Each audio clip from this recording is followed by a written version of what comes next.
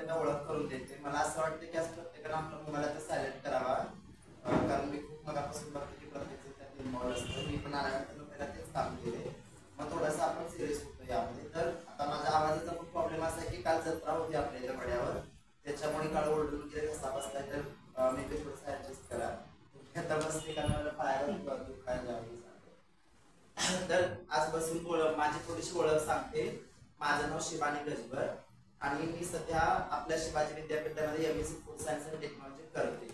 रोज मी 10 ते 6 कॉलेजला जाते. कारण इतकं होतं की आज आपल्या समाजामध्ये खूप अशी लोक आहेत की आई वडील शिका म्हणून पोरांच्या मागे लागतात पण शिकत नाही. पण मी अशी व्यक्ती आहे की जे 8 वर्ष शिक्षण सोडून पुन्हा शिक्षण घेतले. तर रिसेंटली मी BSc ग्रॅज्युएट झाले, त्यानंतर आता मी MSc करते. आणि नुकतंच मला कलेक्टर साहेबांनी आपला जिल्हा कोल्हापूर जिल्हा राज्य डिस्ट्रिक्ट लेवलला जी कमिटी असते त्याच्यावर मला सदस्य म्हणून पण नियुक्त केले. तर आता खूप गोष्टी बोलण्यासारख्या होत्या ज्या आपल्या प्रमुख पाहुण्यांनी मेन सरांनी खूप बोलल्या की कॉन्स्टिट्यूशन असेल, आंबेडकर साहेब सगळ्यावर बोलले. आणि मी आज मला असं खूप आवड वाटतं किंवा मी अशा लोकांच्यात आले की जिथं मला खूप नॉलेज मिळालं. मी पण आज अनेक प्लॅटफॉर्मवर बोलते, पण खूप विषय असतात. पण आमचा विषय म्हणजे लोकांसाठी खूप जिव्हाळ्याचा आहे. आम्ही दिसल्यानंतरच एक उत्सुकता लागते की बाबा काय तर नवीन गोष्ट आली. तर अशा उत्सुकतेतून आज सगळे जर तिथं उभारलाय, तर मला वाटतं की मी तुमचे खूप कन्सेप्ट क्लिअर करेन या माध्यमातून. तर प्रथम मी कोट करू इच्छिते की आज मला अशी गरज वाटते की सर प्रत्येकाला पहिलं संविधान काय आहे हे कळलं. कारण मी त्या वेळेला जर मला कोणी विचारतात मी इतकं शिकत आले किंवा आज शिकते, आम्हाला फूड मायक्रोबायोलॉजी असते, केमिस्ट्री खूप गोष्टी असतात मी शिकते. पण जर मला विचाराल की स्पेशली मला कुठलं पुस्तक आवडतं किंवा काय आवडतं, तर मला भारताचं संविधान आवडतं. कारण त्यामध्ये कुठल्याही व्यक्तिविशेषाचा उल्लेख केलेला नाही अधिकाराच्या बाबतीत किंवा कशाच्या बाबतीत, तर त्यात एक व्यक्ती म्हणून प्रत्येक व्यक्तीचा उल्लेख केला. त्या माध्यमातून आज मी जर तुमच्या समोर बसले तर आपलं 2014चं नाचा जजमेंट जे आहे न्यायालयाचं आलं, त्याच्या माध्यमातून मी आज इथं आले. कारण याच्या आधी जसं स्त्रियांनाही अधिकार नव्हते तसे आम्हालाही नव्हते. आज स्त्रियांचा संघर्ष असेल किंवा मातृत्वपंथांचा संघर्ष तिला सारखाच आहे. फरक इतकाच आहे की स्त्रियांच्या मागे कोणीतरी पाठीशी असतं, ते मे बी फॅमिली असेल किंवा इनडायरेक्टली कोणी व्यक्ती असेल. पण आमच्या बाबतीत असं घडतं की कोणीच नसतं. कारण आम्ही लहानपणी घर सोडून बाहेर येतो, त्यानंतर एकट्या जगायला चालू करतो. जे कल्चर पाळतात किंवा रिजन पाळतात वेगळे वेगळे, तर ते काही चोक्ती म्हणून बाहेर येतात, तर काही जण आराधी होतात, तर काही म्हणजे भरपूर आपल्या इथं जे संस्था आपण निर्माण केले धार्मिकतेच्या दृष्टिकोनातून, ते पण मी म्हणेन की पुरुष प्रधान संस्कृती ज्या वेळेला आपल्या इथं ऍक्सेप्टन्स झाला त्या संस्कृतीचा, त्यावेळेला वर्णभेद करण्यात आले आणि त्यातून प्रत्येकाला ज्याचं त्याचं काम देण्यात आलं. मग तिथं स्त्रीलाही म्हणजे मी म्हणेन की किंमत नव्हती. जसं सर म्हटले चूलमूल होतं, तसं मग आम्हाला काय, आम्ही लोकांनी काय करायचं. मग आमच्या हातात काय दिलं, टाळी आणि पायात चाल. एक तर तो चाळ घालून नाच, नाही तर टाळी वाजवून नाच.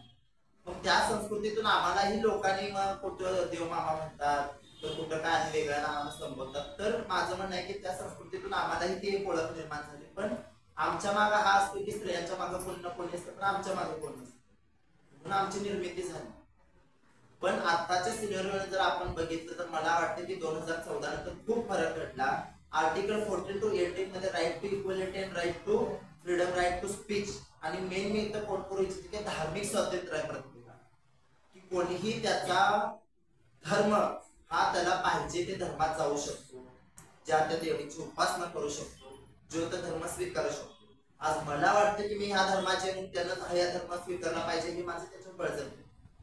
मी पण कॉन्स्टिट्युशनली जर गेले तर प्रत्येकाला हा धार्मिक स्वातंत्र्याचा अधिकार आहे.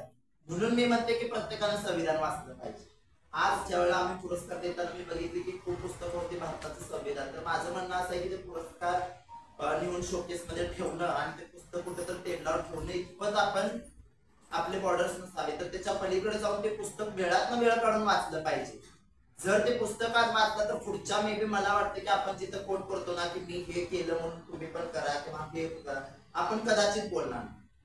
आज मी खूप वेळा वैद्यपूर महानगरपालिकेत आम्ही गेलेलो आयुक्त निवेदन द्यायला, तर तिथं लक्षद्वीप मधला एक मुद्दा आलेला की मस्जिद पाडायचे, त्याला बांधू द्यायचं नाही.